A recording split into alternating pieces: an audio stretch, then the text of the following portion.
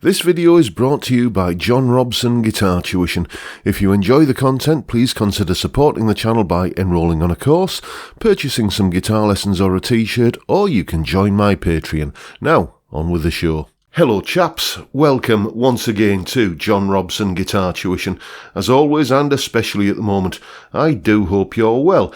Now, I've been doing a bunch of videos lately about what are the best alternatives for a certain style of guitar. The best alternative Telecaster if you don't want to buy a Fender, the best alternative Les Paul if you don't want a Gibson, that kind of thing. And I've had a couple of requests to do this particular video. Today we're going to look at the best alternatives to buying a Les Paul Junior single pickup P90 stripped down rock and roll machine basically.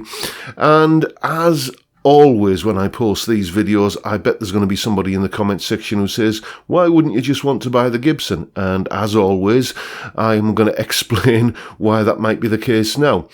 Perhaps you are on a bit of a budget and you can't afford the big brand name guitar, you know, the Gibson. Perhaps you want to stand out from the crowd a little bit and just get something a little bit different.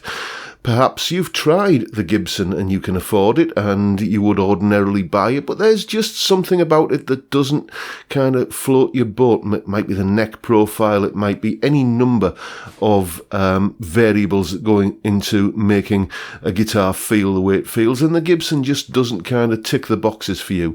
And maybe, like with any big global brand, there are going to be, you know, a fair few people out there, the law of averages says this, that have had some kind of bad customer service experience with that company, and you would rather just spend your money elsewhere. A bit like me with a certain broadband provider in the UK. I would rather go back to having 2 tin cans and a bit of string before I would pay them a penny for another phone line. So those are all of the reasons why you might want to avoid a specific brand or manufacturer or company. So if you are looking for a Les Paul Junior style guitar, and for whatever reason you're thinking of avoiding Gibson, here are a few things to consider. Here they are. Okay, this guitar is a Harley Benton, and I don't usually include Harley Bentons in these lineups here because, you know, if you're looking for a good quality guitar at a ridiculously low price, then it's kind of an obvious choice, really, and I'm trying to not go for the obvious choices in these videos, but, you know, when you look at what you get here for the money, and when you think about how much chatter there's been on the forums and stuff about this Harley Benton Les Paul Junior style guitar, we couldn't really not look at it. 179 quid buys you a mahogany body, set mahogany neck, an amaranth fretboard. No idea what that is, but it's obviously one of these dark woods that sort of came in when there was the whole CITES flap over rosewood. You get a graphite nut, and you get a single Roswell P90 Alnico 5 pickup. Wilkinson tuners, and it's the WSC bridge, I think it is. There it is there. And the point to note here is that it is intonatable, as you can see there. It's not just like kind of a wraparound bar style bridge. All in all, a lot of guitar for your money if you're in the market for this kind of stripped down, raw, back to basics machine. And speaking of stripped down, raw and back to basics, a brand which is essentially founded on that very principle, Slick Guitars, as in Earl Slick, Bowie's famous sideman, amongst other things. And he's basically started marketing his own guitars. And this one isn't strictly following the Les Paul Junior recipe, because, as you can see, it's got a bolt-on neck and a swamp ash body, you know, and a maple neck. So it's kind of somewhere between maybe a Les Paul Junior and a single pickup Telly Esquire type kind of thing. Anyway, what we get this kind of brown wood grain sort of finish there, all nice and honest, and, you know, no veneers or anything hiding the joins. You get a brass bridge, I believe, and a Jatoba fretboard, and I believe it's an Alnico 5 pickup in this one as well. I've heard nothing but great reports about these slick guitars. One of my students who's probably watching this, how are you, Dan? He's got one and he absolutely swears by it. Anyway, moving on, we've got the vintage V120 reissued in TV yellow. There it is. Indeed, it's quite the eye-opener, isn't it? All of the usual things going on here. You get mahogany set neck, Wilkinson hardware, you know the deal with these vintage guitars. The only thing that would sort of mark this down, and this is just a personal thing for me, is, as you can see, it's a rather kind of plasticky, high gloss kind of finish on this. And for this style of kind of raw feeling and raw sounding guitar, for me, I would prefer something that's a little bit more satin, or just like you can feel like you're in contact with a lump of wood, rather than kind of a heavy plasticky lacquer between you and the lump of wood. But still, I mean, for 260 quid, a good guitar for the money, and it'll get the job done. Moving on, if you're after something a little bit different, then I've heard a lot of great things about these guitars, Reverend guitars. And as you can see, it follows the basic Les Paul Jr.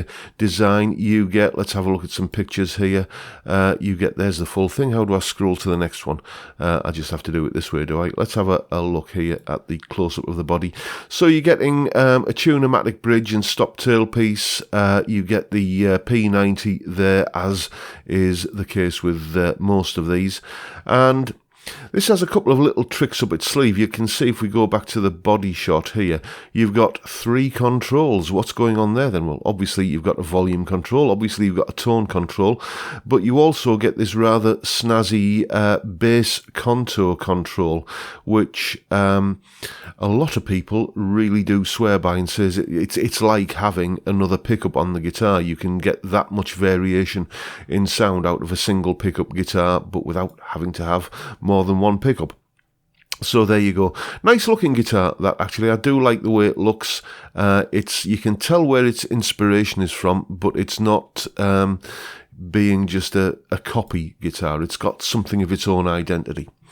And then we move on to my favourite in this lineup, Gordon Smith, a company that was started in the 70s by a Mr. Gordon and a Mr. Smith, who, basically built their reputation on making Les Paul Jr. style guitars, and that's still the core of what they do to this day, although the company is now in, under new ownership. And let's just spec something up here. We want the GS1, and we want just the standard 38mm body, although you can specify a thicker body if you want. Right-handed mahogany, or you can have Carina or Ash or Alder or whatever you want, really.